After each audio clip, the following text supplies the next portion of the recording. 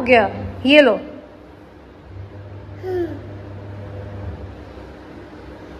क्या हो गया?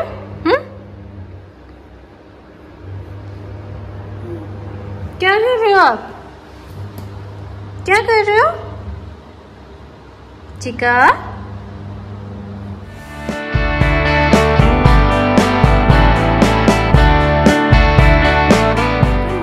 वेलकम बैक टू कविता की कहानी। कैसे हैं आप सब लोग? कैसे जा रहा है आपका वीक? मेरा तो वीक जा रहा है मिक्स, क्योंकि चीकू को हो रहा है टीथिंग इशू और उसके चक्कर में बहुत सारी चीजें थी जो हमने प्री प्लान कर रखी थी, जो हमें पोस्ट प्लान करनी पड़ी है, जिसमें सबसे ज्यादा जरूरी था ब्रेस्ट फीडिंग को उसको हमें वीन ऑफ कराना था। हम लोगों ने प्लान किया था कि ऑलमोस्ट जब चीकू 2 साल का होने वाला होगा तो हम उसको ब्रेस्ट फीडिंग से वीन ऑफ करा देंगे, बट लास्ट ऑलमोस्ट 10 डेज से चीकू को इतना सिवियर टीथिंग इशू है। पीछे आपको आवाज आ ही रही होगी, मैं आपको दिखाती हूँ क्या कर रहा है। तो देखा आप लोगों ने, उसका कुछ ना कुछ चल रहा है और यहाँ पे थोड़ा सा रिस्की रहता है, इसलिए हमेशा उस पर ध्यान रखना पड़ता है, क्योंकि यूजुअली क्या होता है वो ऐसी चीजें फेंक देता है। और आजकल तो ऊपर स्लैब पे चढ़ के कोशिश, ये जो छोटा सा स्लैब यहाँ पे बना हुआ उस पर चढ़ के कोशिश करने लग गया है नीचे देखने की, थोड़ा सा उसके साथ में डर रहता है। और ये देखिए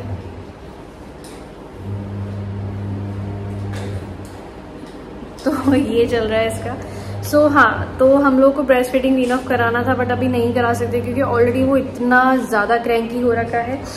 टीथिंग इशू से बहुत बार हुआ है, ऐसा नहीं है कि पहली बार हुआ है, but the problem is that कि इस बार उसको बहुत severe apatite loss, vomiting, last almost 2 days से तो उसे कंटिन्यूसली लूज मोशन ये सब हो रखे थे।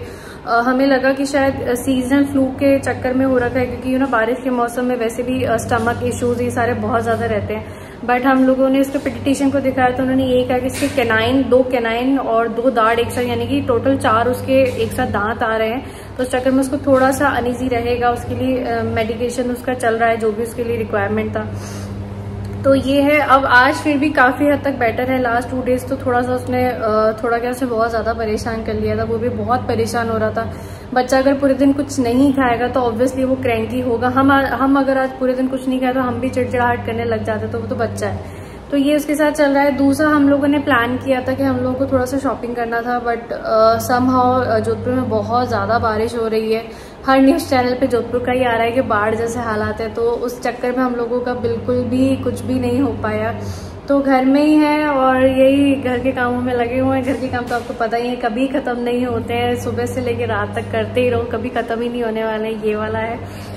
तो आज मैं धो रही हूँ कपड़े, बल्कि मैंने कल ही कपड़े धोए थे, बट जैसे मैंने बताया चीकू को लूज मोशन और ये सारी चीजें हो रखी हैं, वॉमिटिंग हो रहा है, तो हर थोड़ी देर में वॉमिट करना, लूज मोशन करना, और प्लस उसको डायपर रैश हो गया है। उसको ये 2nd टाइम डायपर रैश हुआ है। जब से चीकू पैदा हुआ है, उसको फर्स्ट टाइम हुआ था जब वो 3 से 4 महीने का, तो उस टाइम पे उसको एक बार डायपर रैश हुआ था, और ये उसको 2nd टाइम डायपर रैश हुआ है, क्योंकि इतना फ्रिक्वेंटली जब बच्चा लूज मोशन करता है और उसके फ्रिक्वेंटली डायपर चेंज होता है, बार बार धोया जाता है, तो उसको जो उसका बम्प एरिया होता है वो कहीं ना कहीं थोड़ा सेंसिटिव ज्यादा हो जाता है, तो उसको डायपर रैश हो गया। मैंने कल भी शेयर किया था अपने इंस्टाग्राम पे कि मैं डायपर रैश के टाइम पे चीकू का क्या रेमेडी यूज करती हूँ, जिससे बहुत इंस्टेंटली उसको रिलीफ मिल जाता है। उसको काफी हद तक रिलीफ हुआ है 2 दिन के अंदर, बहुत ज्यादा। तो अब आप देख लीजिए, मतलब बच्चे को डायपर रैश हो रखा हो, बच्चे को वॉमिटिंग हो रही हो, बच्चे को लूज मोशन हो रखे हो, और आप उसको डायपर भी नहीं पहना सकते, तो ये अभी यहाँ पे चल रहा है। तो ये है, तो थोड़ा सा हेक्टिक हो गया है, नो डाउट, बट ठीक है, चलता रहता है। बच्चों के साथ में कुछ ना कुछ लगा रहता है, इसी के बहाने कम से कम पूरा दिन तो निकल जाता है। तो कपड़े धुल रहे हैं मेरे, अभी मैं डालूंगी कपड़े। उसके बाद में मैंने सोचा थोड़ा सा आप लोग के साथ में कुछ इन्फॉर्मेशन शेयर करी जाए कि लाइक मानसून में बच्चों का कैसे स्किन केयर करा जाता है, बच्चों की स्किन कैसे रखी जाती है, बच्चों को किस तरीके से प्रोटेक्ट कर सकते हैं, और मानसून में हमारा स्किन केयर का क्या रूटीन होना चाहिए, क्या क्या चीजें जो हमें याद रखनी चाहिए या हमें फॉलो करनी चाहिए शेड्यूल करते टाइम। अपना जो भी रूटीन हम शेड्यूल कर रहे हैं उसमें क्या क्या चीजें इंक्लूड करनी। चलिए जल्दी से कपड़े सुखाते हैं और उसके बाद करेंगे थोड़ी सी चिट-चैट, आप लोगों के साथ में थोड़ी सी इन्फॉर्मेशन शेयर करेंगे। So start. क्या हो गया? ये लो।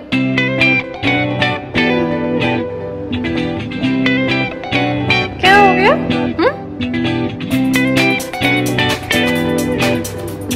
क्या कर रहे हो आप? क्या कर रहे हो? क्या?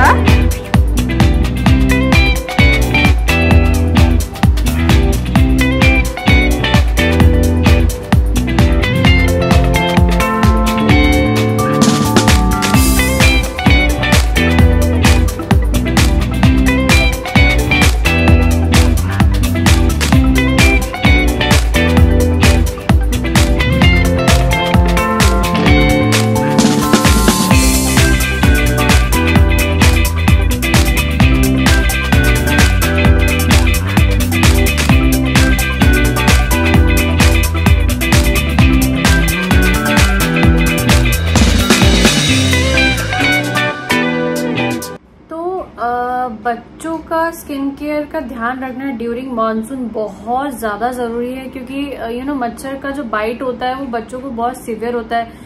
कभी कभी डेंगू होने के और स्किन एलर्जी होने के, और इस टाइम पे जब आपको पता ही है मॉन्की पॉक्स और ये सारी बीमारी धीरे धीरे करके बढ़ रही है, तो बहुत ज्यादा ध्यान रखना बहुत जरूरी हो जाता है बच्चों का। तो मैं आज आप लोगों के साथ शेयर करूंगी कि मैं किस तरीके से लास्ट ईयर जब चीकू हुआ था, फिर लास्ट ईयर, फिर इस साल मैं कैसे मानसून में चीकू का मैंने ध्यान रखा, क्या मेरे लिए बहुत ज्यादा वर्कआउट करी है चीजें। सो मैं आप लोगों को बताने वाली हूँ कि मेरे लिए एक तो ममा अर्थ की 2 चीजें और एक बेबी हग का।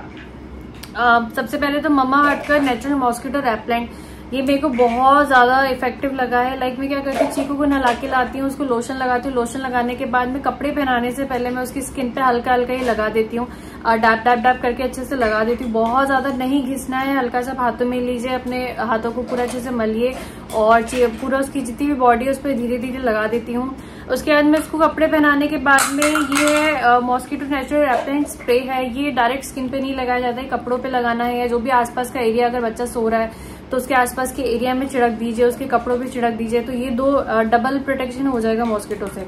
अब इन केस अगर बच्चे को फिर भी मच्छर ने काट लिया है, या जैसे अभी चीकू के साथ में हो रहा है कि फ्रिक्वेंटली उसको लूज मोशन हो रखे हैं, तो बार बार उसको साफ करना, सारी चीजें करना, तो उस टाइम पे क्या होता है कि मैं बार बार डबल लेयर वाला नहीं कर पाती है, मैं काफी बार भूल जाती हूँ, तो उसको 2-3 बार मच्छर ने बहुत सिवियर तरीके से काट लिया। तो उस केस में मैंने शायद ये एक बार पहले भी शेयर किया कि मामा अर्थ का आफ्टर बाइट रोल ऑन है, ये भी बहुत ज्यादा इफेक्टिव है।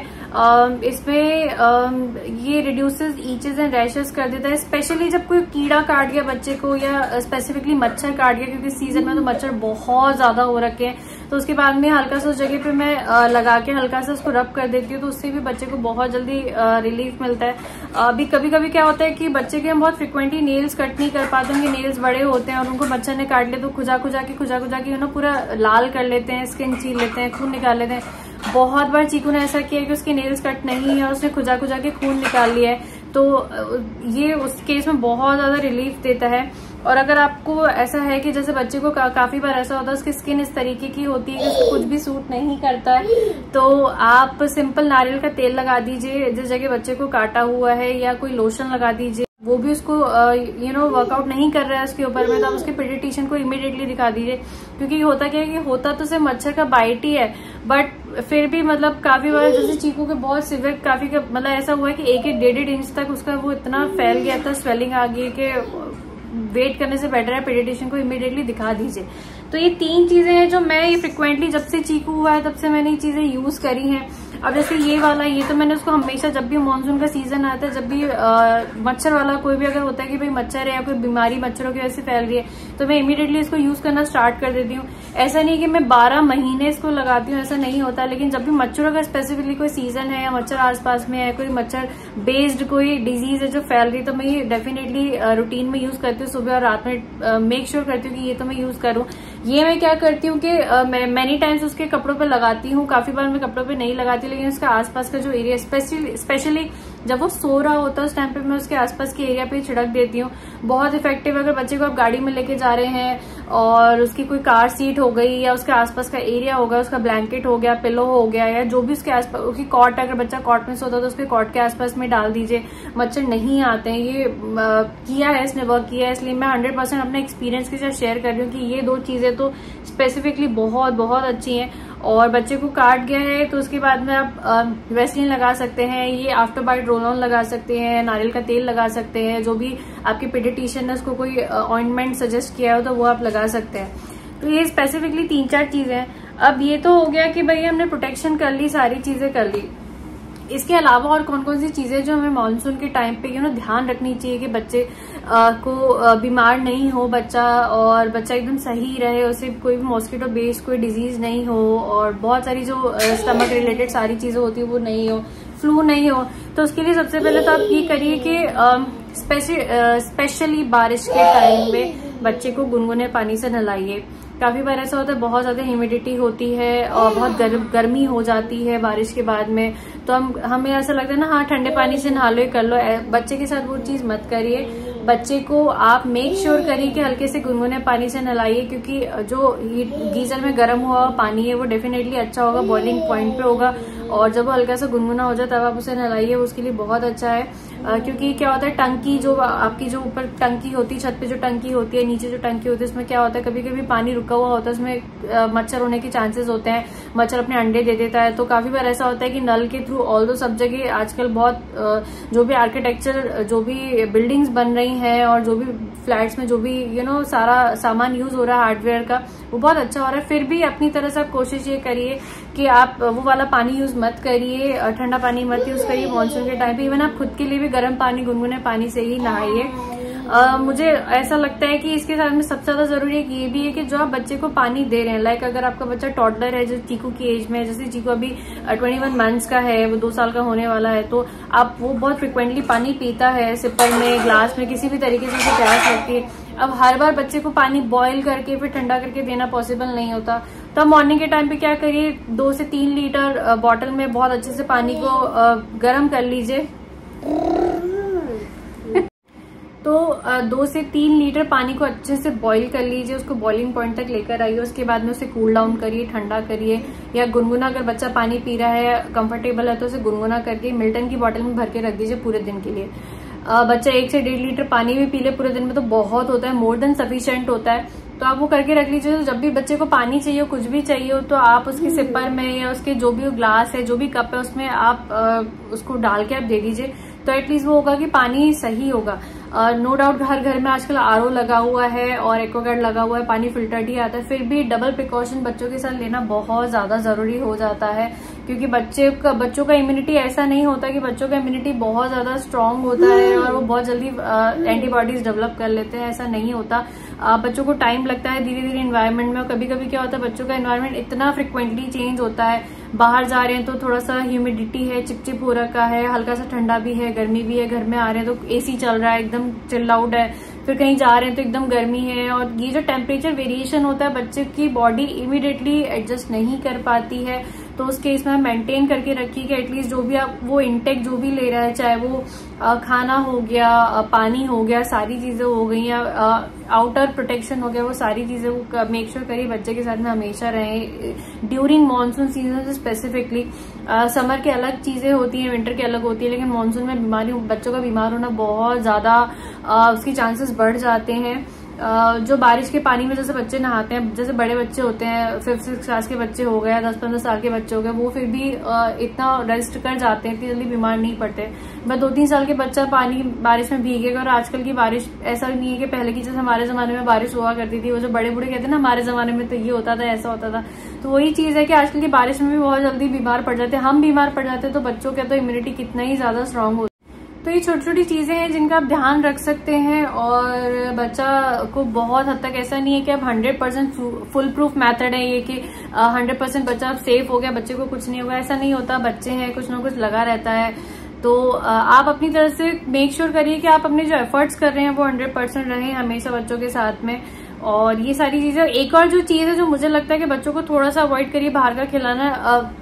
I know being a parent, मुझे पता है हम लोग कोशिश यही करते हैं कि बाहर का बच्चों को नहीं दें, बट आज हम भी जानते हैं कि हम लोग भी बाहर का खाते हैं जंक फूड। जब हम लोग बाहर का खा रहे हैं तो बच्चे को हम कितना अवॉइड करेंगे? 365 दिन हम ये कर ही नहीं सकते कि बच्चा घर का ही खाना है। कभी ना कभी तो हमें लगता है कि हाँ चलो ये ट्राई कर ले। अब चीकू के साथ में, चीकू का आपको लाइव एग्जाम्पल दे रही हूँ, चीकू को लास्ट 10 to 15 डेज से सिवियर टीथिंग इश्यूज हो रहा है, तो हम लोग पूरा कोशिश करते हैं ये खा ले वो खा ले, जितनी भी वैरायटी हो सकती है, चाहे घर में बनानी हो चाहे बाहर से लेकर आ रहे हैं, हम सब उसे देते हैं। तो अगर आप बाहर से बच्चे को खिला रहे हैं तो एटलीस्ट आप ऐसी जगह से खिलाइए जहाँ पे हाइजीन बहुत अच्छे से मेंटेन होता हो, जो अपनी हाइजीन के लिए, अपने फूड क्वालिटी के लिए, अपने फूड टेस्ट के लिए बहुत अच्छे से वो रेस्टोरेंट, कैफे, जो भी एक्सपायर्ड जो भी जगह है वो उसके लिए फेमस होता है, आप उसी जगह से लीजिए। आप रेंडमली किसी भी ठेले से कुछ भी मत लेके बच्चे को खिलाइए, क्योंकि हमें नहीं पता होता कि कैसे पानी में किस तरीके से, क्योंकि मेजर रोल होता है बारिश के टाइम पे वो पानी का ही होता है। पानी की वजह से ही ज्यादातर बीमारियां फैलती हैं। तो आप मेक श्योर करिए कि अगर आप बाहर का भी कुछ खिला रहे हैं तो एटलीस्ट अच्छी जगह से लीजिए। और अपने आसपास में, घर के आसपास में या घर के अंदर कहीं पे भी पानी को रुकने मत दीजिए।